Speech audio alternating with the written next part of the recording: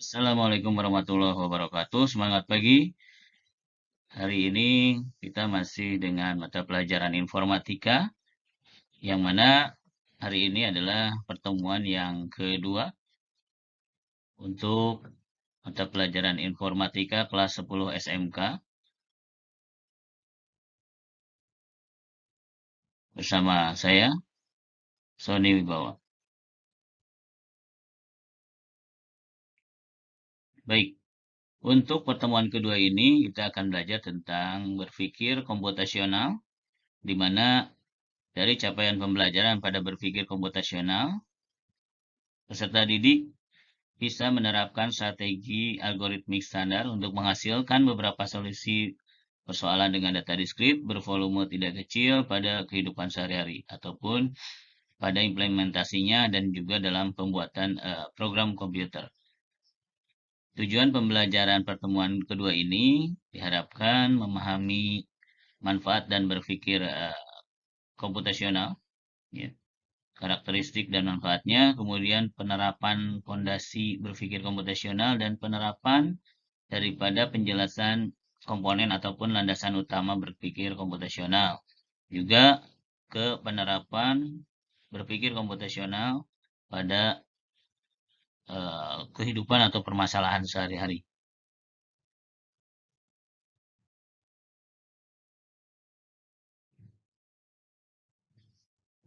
Baik, berpikir komputasional itu apa sih gitu ya?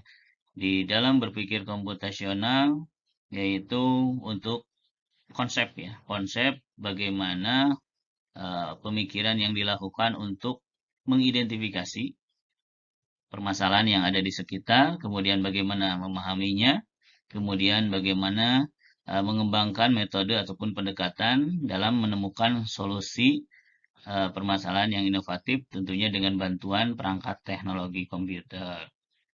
Dan untuk berpikir komputasional ini juga bisa membantu memecahkan masalah ya. Nantinya setiap masalah itu akan diselesaikan, dibagi-bagi menjadi permasalahan yang lebih sederhana. Oke.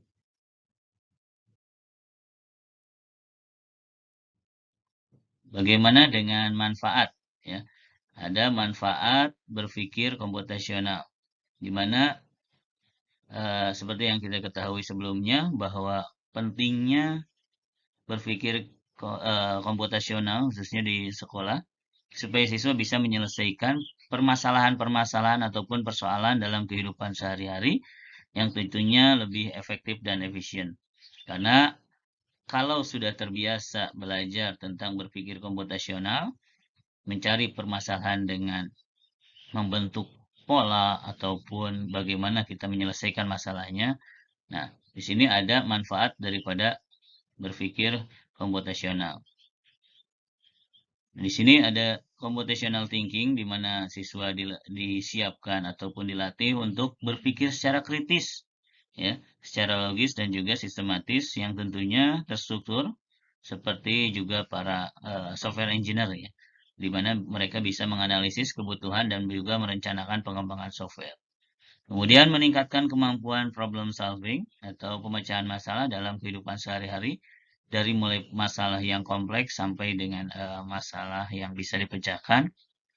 Kemudian mendorong siswa untuk meningkatkan kompetensi, ya, untuk meningkatkan kompetensi dan juga prestasi akademik, di mana dari computational thinking ini juga bisa dihubungkan, disandingkan, bisa dikolaborasikan dengan beberapa pelajaran yang lainnya, dan juga membuat kegiatan pembelajaran lebih kreatif dan bermakna untuk manfaat.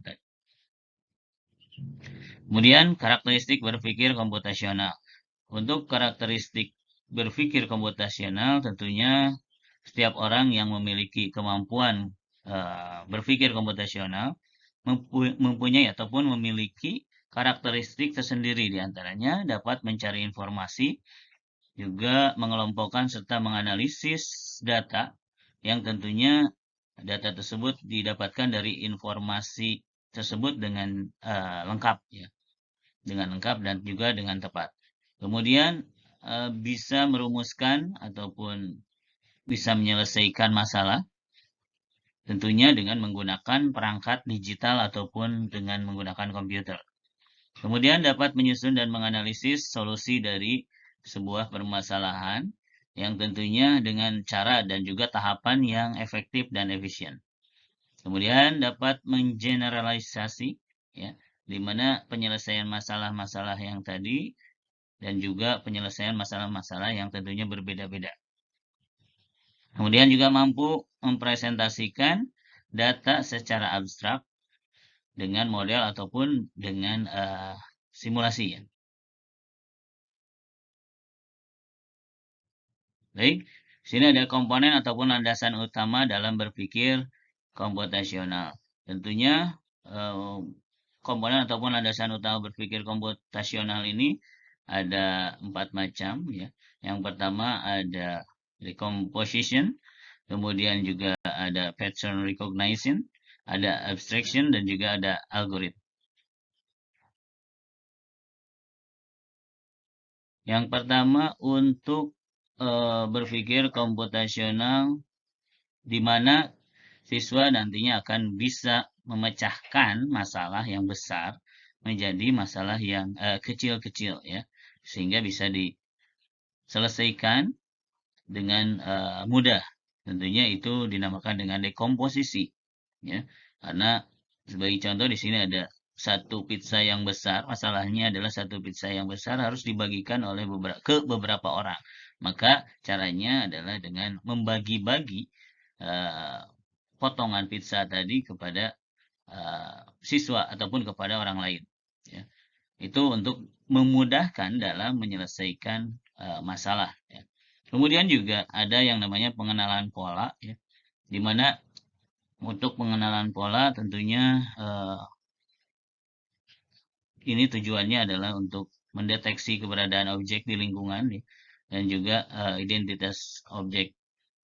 Nah, jadi sehingga untuk mengetahui objek yang ada di luar, ataukah siswa juga bisa mencari perbedaan dan persamaan dari perangkat ataupun dari alat-alat yang ada di luar, objek yang ada di luar, untuk membedakan dan mendeteksi keberadaan objek yang ada di luar sana.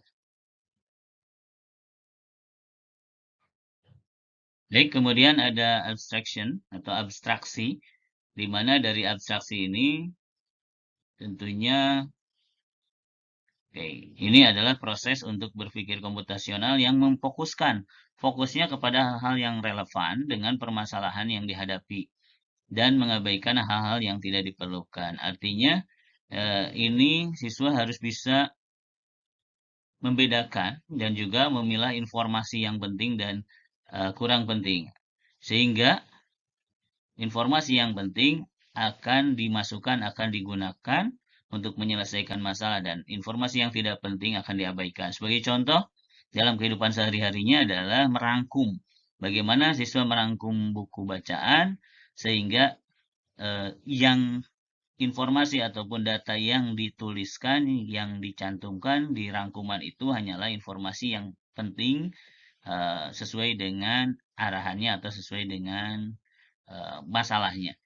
Kemudian juga ada algoritma. Nah, ini adalah algoritma tentang cara berpikir menggunakan rencana dan juga langkah atau instruksi-instruksi, di mana instruksinya diurutkan secara terstruktur, dan juga untuk algoritma ini bisa digunakan untuk berbagai permasalahan, ya, diantaranya adalah perhitungan, pemrosesan, dan lain sebagainya, ya. Dan juga untuk penulisan algoritma di sini juga memang ada beberapa hal. Ada 3 contoh penulisan algoritma, dari algoritma yang dituliskan secara deskriptif dengan menggunakan flowchart, dan juga ada juga yang menggunakan pseudocode. Baik, itu tadi sudah dijelaskan tentang 4 komponen yang mendasar yang akan digunakan dalam kehidupan sehari-hari. Bagaimana dengan penerapan komputasional, berpikir komputasional dalam menyelesaikan masalah? Dalam menyelesaikan masalah, dengan menerapkan computational thinking, yaitu penerapan berpikir komputasional. Yang pertama adalah perincian masalah.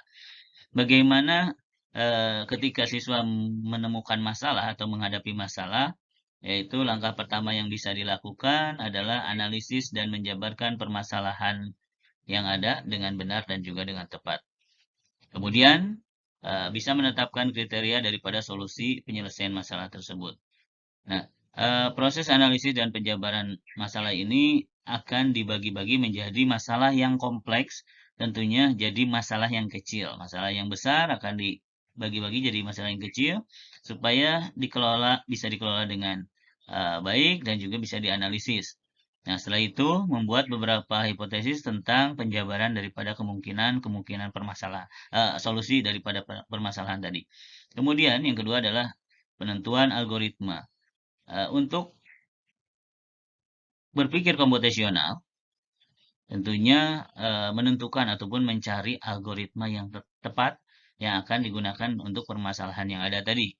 Tentunya karena algoritma ini digunakan sebagai langkah-langkah untuk pemecahan masalah dan berdasarkan data juga informasi yang didapatkan. Ketiga adalah implementasi, solusi, dan juga evaluasi. Nah, di sini untuk membuat daripada solusi yang aktual, tentunya evaluasi daripada sebuah sistem dan juga akan menguji dari kebenaran ataupun hipotesisnya, di mana selanjutnya adalah melakukan evaluasi kembali, ya. Setelah diuji kebenarannya, maka dilakukan evaluasi dan dimodifikasi terhadap hipotesis yang benar, ya. Di mana dari langkah ini orang-orang ataupun yang lain bisa melihat apakah solusi yang dibuatnya bisa digeneralisasi dengan proses otomatisasi dengan menggunakan komputer dan lain sebagainya. Baik, mungkin itu saja. Terima kasih, mohon maaf atas segala kekurangannya. Assalamualaikum warahmatullahi wabarakatuh. Semangat pagi.